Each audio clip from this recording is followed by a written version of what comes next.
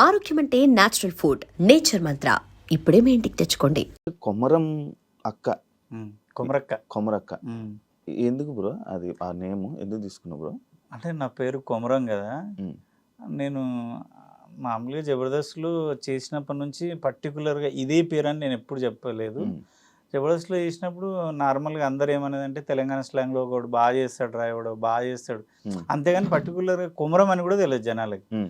పశువులు అంటే ప్రాణం పడ్డ తర్వాత అందరికి ఏంటంటే రెండు రాష్ట్రాలలో అరే పశువులు అతను పశువులు అతను ఇట్లుండేది.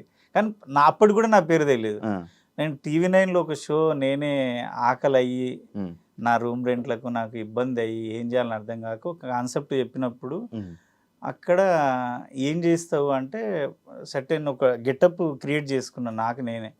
అంటే ఈ ఏజ్ గెటప్ అయితే ఎవరిని ఏమన్నా ఎవరికి పెద్ద పరకు పడదు, ఏమైనా మాట్లాడవచ్చు, ఆ ఏజ్కి లిమిట్ ఉండదు, ఎంగేజ్ అయితే మాట్లాడలేదని చేసుకున్నప్పుడు ఎమ్మెల్యే ఉంటాడు, ఆందోళన ఎమ్మెల్యే క్రాంతన్న, వాళ్ళ అమ్మ పేరు కొమరమ్మ. నేనేమన్నా అంటే పోచమ్మ పెడతా సార్ బాగుంటుంది అన్న.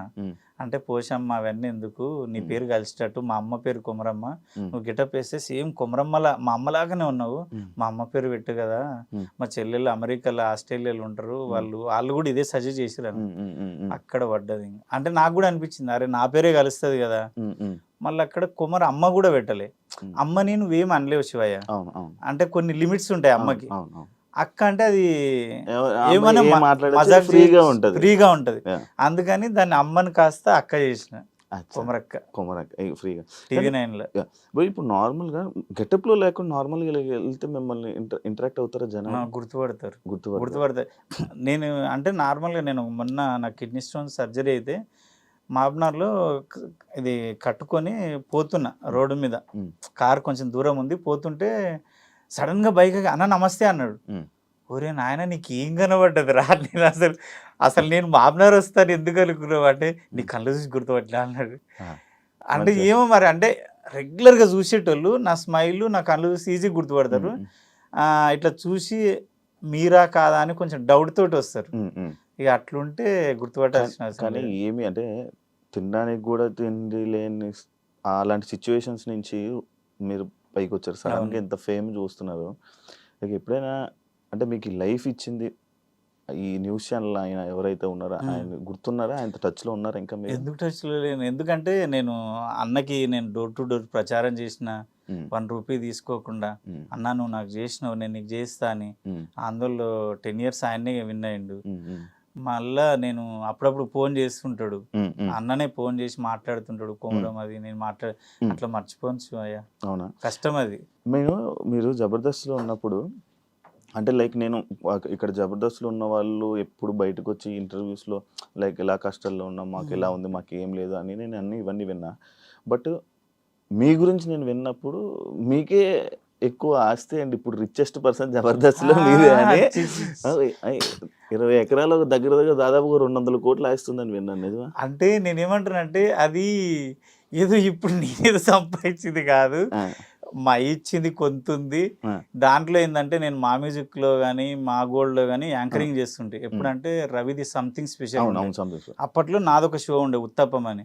నేను అప్పటి నుంచి ఏం చేస్తా అంటే నాకు మా అయ్య కొంచెం 20 ఎకరాలు ఉన్న భూమిని 5 ఎకరాలు చేసిండు అమ్మేసి.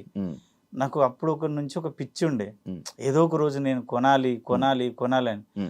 నా ప్రతి రూపాయి నేను నా భార్య కూడబెట్టి, నాకు వేరే అలవాట్లు ఏమీ లేవు, పని చేసుకున్నా హైదరాబాద్ వెళ్ళిపోతా. మందంటే ఎప్పుడోసారి ఎవరైనా బాగా కలిస్తే తప్పదు, ఇంకా వాళ్ళు నువ్వు పెద్ద తోపు, నువ్వు తాగవు, ఈ మాటలు వస్తాయని ఓ బీరు తాగుతా. అది వాళ్ళు కలిస్తే మాత్రం పండుగలకు వస్తే ఎక్కడ ఏం తాగను. అప్పుడు ఆ డబ్బంతా కూడబెట్టి నేను అప్పట్లో తక్కువలో కొన్నా, దేవుడి దయ వల్ల ప్రతి రూపాయి ల్యాండ్ మీద పెట్టినా కాబట్టి అవి అంతా అట్లా అయిపోయింది. దాన్ని నేనేం చేయలేదు. రిచ్ పర్సనే కదా అంటే రిచ్ సరే అవి ఏదో ఉన్నాయి అంతే, దాన్ని ఏం చేయలేవు. జబర్దస్త్లోకి అంటే హోటల్లో మీరు వర్క్ చేసేవాళ్ళని విన్నాను. హోటల్లో వర్క్ చేసేవాళ్ళు అన్నారు, పెద్దగా ఏం చదువుకోలేదని విన్నాను. లైక్ ఈ జర్నీలోకి ఎలా మారింది బ్రో మీ రూట్ జబర్దస్త్ కానీ ఎంటర్టైన్మెంట్ షోస్? నేను 10th అయిపోయిన తర్వాత చాలా ఇంటర్వ్యూలో కూడా చెప్పిన, 10th అయిపోయిన తర్వాత ఊర్లో అప్పుడు ఎయిర్పోర్ట్ పడుతుంది, మా ఎయిర్పోర్ట్ వాళ్ళే శంషాబాద్ ఎయిర్పోర్ట్ అప్పుడు స్టార్టింగ్. అప్పుడు మా దిక్కు రేట్లు లేవు, ల్యాండ్లకి ఇబ్బంది ఉన్నప్పుడు హైదరాబాద్ వచ్చి హోటల్లో పనిచేసిన. దగ్గర తాజ్మహల్ హోటల్ ఎన్ని ఉంటే అన్ని బ్రాంచ్ల్లో పనిచేసిన. నువ్వు కామత్ హైదరాబాద్లో ఎక్కడున్నా ప్రతి బ్రాంచ్లో నేను వర్క్ చేసిన. కామత్ కానీ, నందిని, అమృత, సుదర్శన్, ఉడిపి హోటల్స్ అన్నిట్లలో పనిచేసిన. దగ్గర 8 years పనిచేసిన. అప్పుడు పనిచేసేటప్పుడు మా స్టాఫ్ రూమ్ ఉంటుంది కదా, స్టాఫ్ రూమ్లోనే కిరాణా షాప్ పెట్టినంటి. టైం ఎట్లా వేస్ట్ అవుతుంది కదా లైఫ్లో. నేను వచ్చింది పైసా కోసం, ఏదో రకంగా పైసా సంపాయాలి నిజాయితీగా. డ్యూటీ చేస్తుంటే స్టాఫ్ రూమ్లో కిరాణా షాప్ పెట్టి అందరికీ సబ్బులు, షాంపులు అన్నీ ఇచ్చి రాసుకుంటే జీతం పడ్డప్పుడు ప్రతి నెల వసూలు చేసుకుంటే, మళ్ళా 8 hours డ్యూటీ అయిపోయిన తర్వాత బేగం బజార్ వచ్చి పర్సులు, ఎఫ్ఎం రేడియో ఉంది తెలుసా? అప్పుడు ఎంత ఏడున్నావు నువ్వు, ఎక్కడున్నావు అంటే చదువుకుంటున్నావా? అప్పుడు నేను కోటిలో ఎఫ్ఎం రేడియోలు అమ్మిన. కొత్తగా స్టార్టింగ్ లో వచ్చినాయి. 6th class అనుకుంటా, 6th or 7th.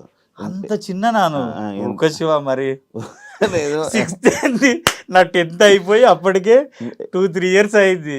మీది ఎప్పుడు నార్మల్ గా? మీది 87, నాది 96. కొడుకు దేవుడు, నేను అట్లా అనుకోలేదు శివ. 1 year తేడా ఉంటుంది అనుకో. 96.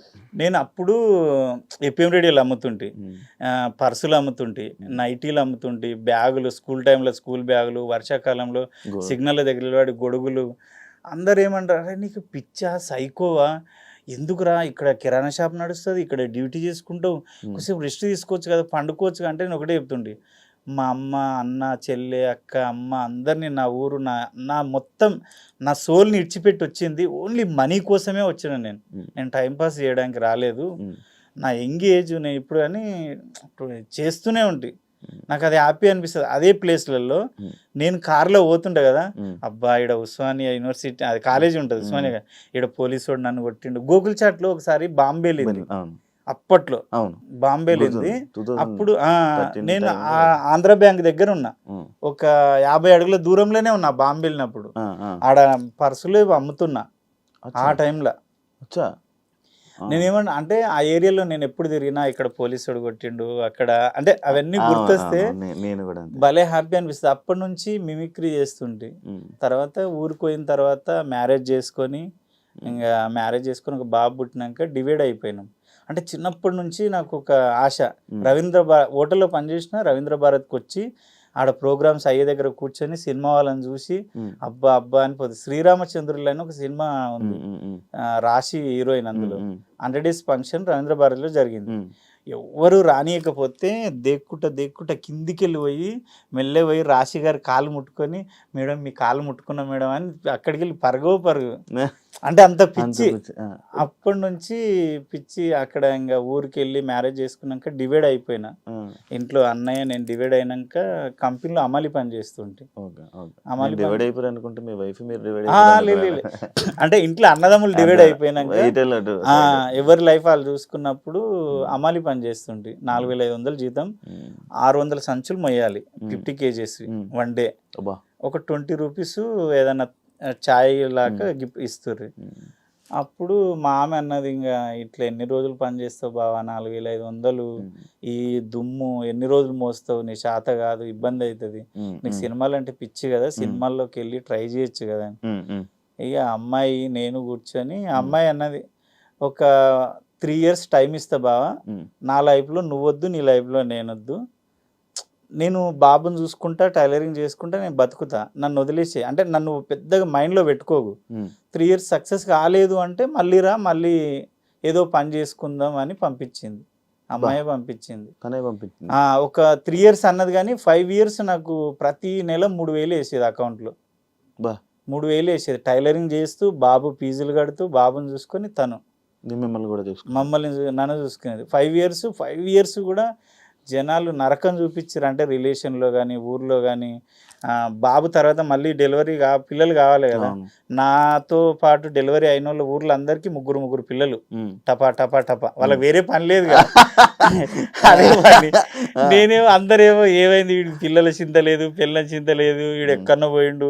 సినిమా వాళ్ళు అనేసరికి ఏం చేస్తారు విలేజ్లలో అంటే, అందమైన అమ్మాయిలు ఉంటారు ఎవరినో తీసుకొని పోతారులే. మా ఆమెకు 100 మంది చెప్పినా మీ ఇంటికి వచ్చి మీ బిడ్డనైతే గెలుకుతలేడు, మీ పెళ్ళాలని అయితే ఏం అంటలేడు, పోతే పోని, నా మొగుడు నా ఇష్టం తను చెప్పేది. చాలా మంది చెప్తా వస్తారు కదా, అట్లా వదిలేస్తే ఎట్లా సినిమా వాళ్ళ మీద రిమార్క్ ఉంటది ఇంకా. అంటే వాళ్ళు ఏదో ఊహించుకుంటారు, నాకు అదే అర్థం కాదు ఇప్పటికీ.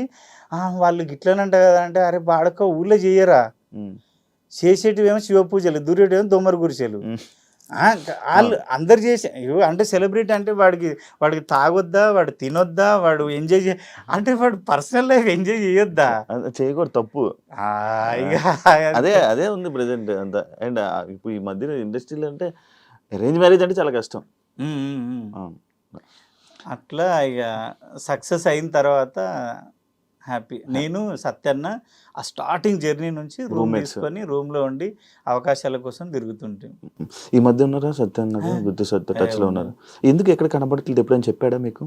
అట్లేంలే, ఆయన ఏంటంటే కొంచెం వాళ్ళ పాప ఆస్ట్రేలియాలో చదువుతుంది, ఎక్కువ ఆస్ట్రేలియాలోనే స్పెండ్ చేస్తున్నాడు, సినిమాలు చేస్తున్నాడు, టీవీ షోస్. ఇంకా ఆయన ఏంటంటే నేను అన్ని సంవత్సరాలు చేసిన ఇంకా చాలు, ఆయన్ని ఒక కథ రాసుకుంటున్నాడు, డైరెక్షన్ చేద్దామని చూస్తున్నాడు. ఆయన ప్లాన్స్ ఆయనకు ఉన్నాయి.